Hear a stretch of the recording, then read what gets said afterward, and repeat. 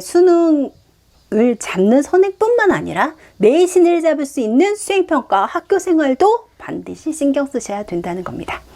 자, 2학기가 되면 첫 번째 1학기 때 통지표를 보고 아이의 학교 생활을 짐작해라. 2학기가 시작이 되면 이제 방학 끝이다. 이제는 자유다. 이런 생각 하실 텐데요. 그 생각 이외에도 하나 더 드는 생각이 있죠. 조금 있으면 또 한 학년이 올라가겠네. 이제 조금 더 대입에 가까워지겠네. 특히 중학교 1학년 학부모님이시라면 지금 시험도 안 보고 자유학년제만 하고 있잖아요. 아이들이 학교에서 놀고 별다른 평가도 없고 느슨해져 있고 이런 것에 굉장히 익숙해질 시기라서 2학년 1학기 지필평가를 어떻게 준비해야 될까 걱정이 좀 되실 거예요. 걱정을 좀 하셔야 됩니다. 아이들은 사실 천하태평이에요. 별 걱정이 없어요. 예를 들어 시험을 봤는데 영어가 40점을 맞았다고 한들 아우 나 어떡해, 나 정말 너무나 안 되는 것 같아 울다가도 며칠 지나면 언제 그랬냐는 듯이 다 잊어버리는 게 아이들입니다. 그러면 엄마만 속이 타들어가죠. 이걸 어떻게 해결을 해야 되나 싶을 텐데요. 2학기가 되어서 새로운 학년 또 2학년 1학기 지필평가를 준비해야 되는 중학교 1학년이라면 더더군다나 2학기를 어떻게 보내느냐가 굉장히 중요하죠. 중학교 2학년이라면 아닐까요? 중3 곧 고입을 앞두고 있잖아요. 중요하지 않은 2학기는 없습니다. 2학기에 가장 신경 써야 될 게 뭘까? 라고 물으신다면 저는 단연코 학교 생활, 그 중에서도 수행평가라고 말씀드리고 싶습니다. 자,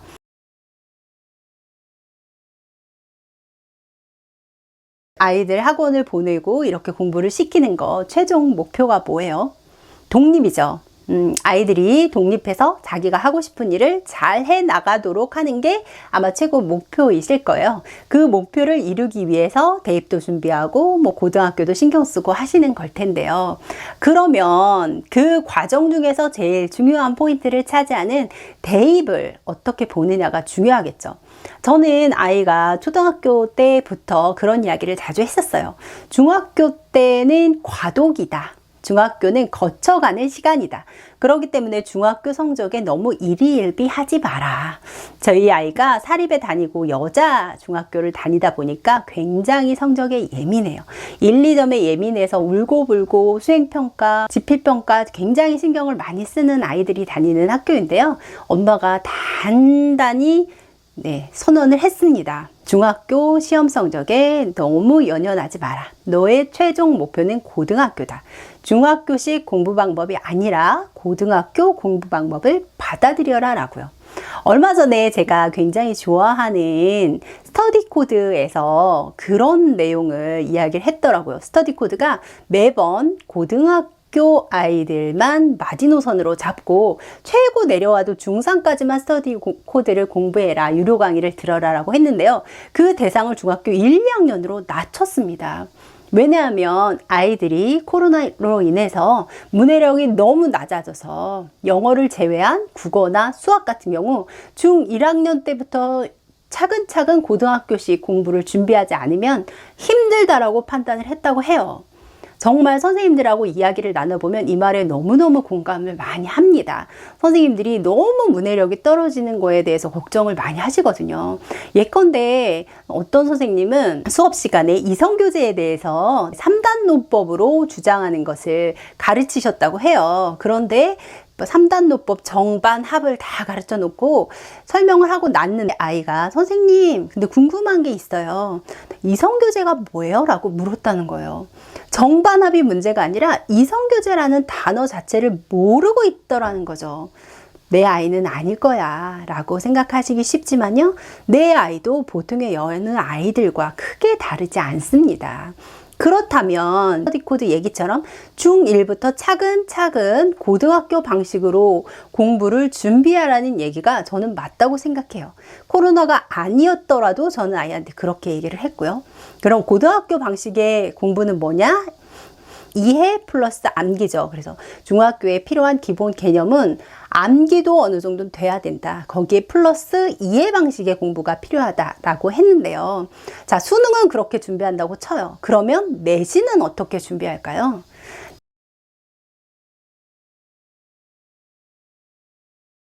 내신을 준비하는 것 또한 중학교에서부터 이루어져야 됩니다.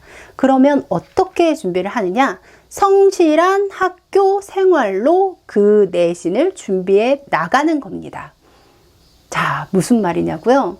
그래서 제가 중요하게 말씀드리는 게 바로 수행평가입니다. 수행평가라는 것은요, 과정 중심 평가예요. 학교에서 수업을 해나가는 과정에서 그 안에서 얼마나 성실한 모습을 보였는지, 그리고 그 과정에서 어떻게 학생이 발전했는지를 평가하는 것이 수행평가입니다. 그런데 자, 지필평가에는 엄청 신경을 많이 쓰시잖아요. 지필평가 한 점 떨어진 거에는 굉장히 많이 신경을 쓰시죠? 그런데 수행평가는 어때요? 수행평가는 대부분 학교에서 이루어지고요. 아이들의 어떤 내용을 치렀는지 엄마가 잘 모릅니다.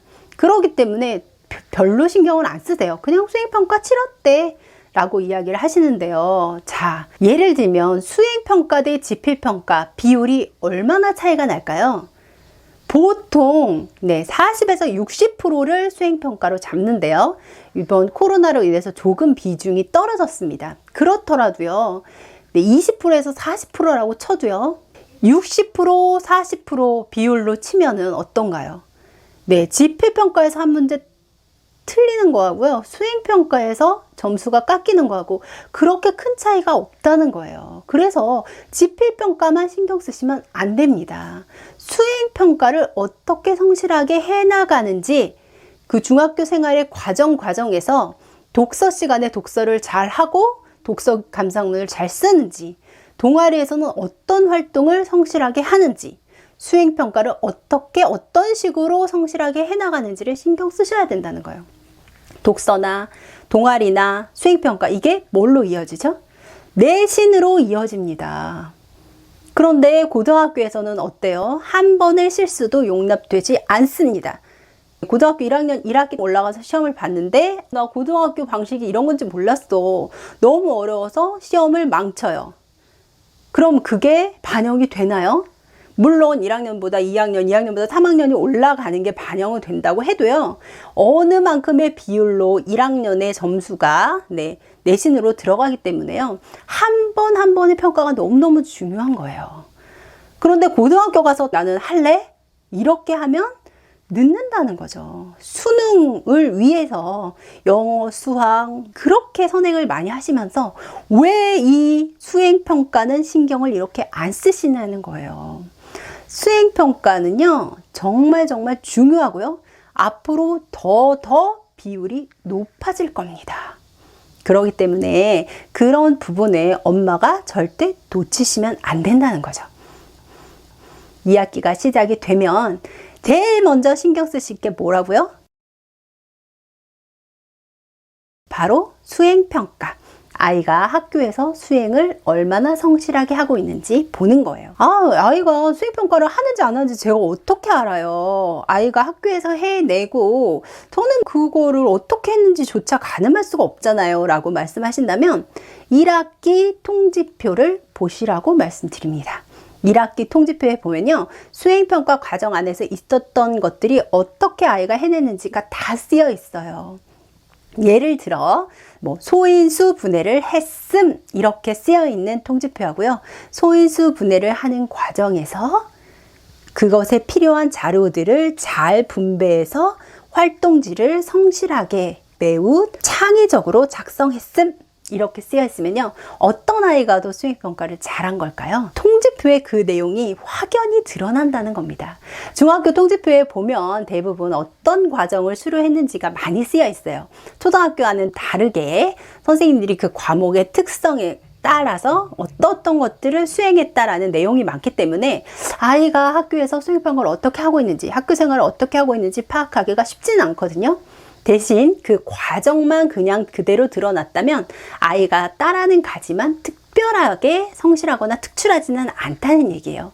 그래서 통지표에서 매우 창의적으로 매우 우수하게 이런 내용이 들어있다면 수행평가 또한 성실하게 조금 더 특출하게 잘 해내고 있다고 판단하시면 됩니다. 통지표를 보시고요.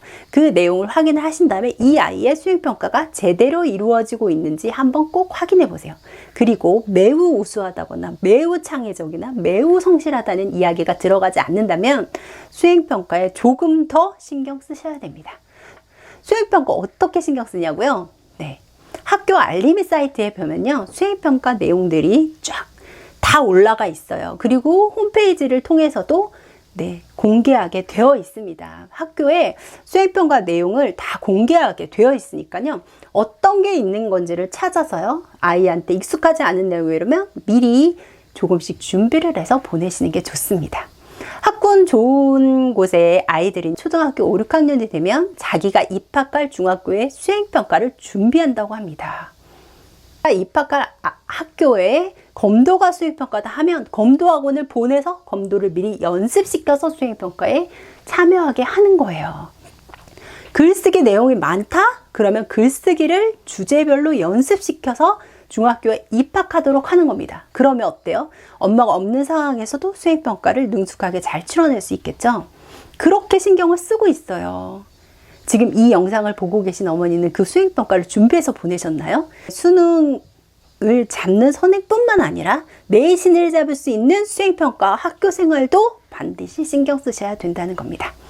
자, 2학기가 되면 첫 번째 1학기 때 통지표를 보고 아이의 학교 생활을 짐작해라. 통지표를 보고 잘 모르겠다 싶으면요, 아이한테 직접 물어보세요.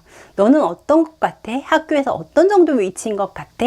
수행평가를 했을 때 난 좀 부족하다, 혹은 내가 조금 더 노력해야겠다, 이런 생각이 들어. 아니면 칭찬을 자주 받고 모범 사례로 많이 보여, 이렇게 얘기를 하면 아이들이 다 이야기를 해줘요. 자기가 어느 정도 위치에 있는지 아이들은 알고 있거든요. 아이가 얼마나 수행평가를 성실하게 하고 있는지를 판단하세요. 그리고 신경을 덜 쓰고 있다면 지금부터라도 그 수행평가의 태도와 방법을 연습시키셔야 합니다. 대입에는 수능만 있는 게 아니에요. 내신도 그만큼 중요하니까요. 그 부분을 꼭 신경 쓰셔야 돼요. 고등학교에 가면 학교마다 조금씩 다르기는 하지만 점점 더 수능형의 내신 문제를 내는 학교들이 증가합니다. 그렇기 때문에 그 비율들이 늘어날수록 내신을 공부하는 것 자체가 수능도 공부하는 같은 선상에 있는 거니까요. 그 부분을 조금 더 성실하게 준비해 주시는 것이 필요합니다. 이야기에 앞서서 우리가 꼭 준비해야 할 것은요, 아이가 학교 생활을 어떻게 하고 있는지 파악하고 과정에서 성실하도록 수행평가를 신경 쓰는 것입니다. 아이 몫이니까 아이가 하겠지라고 그냥 두시면 안 됩니다. 꼭 한번 체크해 보세요. 오늘은 수행평가 얼마나 중요한지 이야기를 나눠봤습니다. 아이 혼자 하게 내버려 두지 마시고요, 조금 더 신경 써 보세요. 중학탐구생활입니다.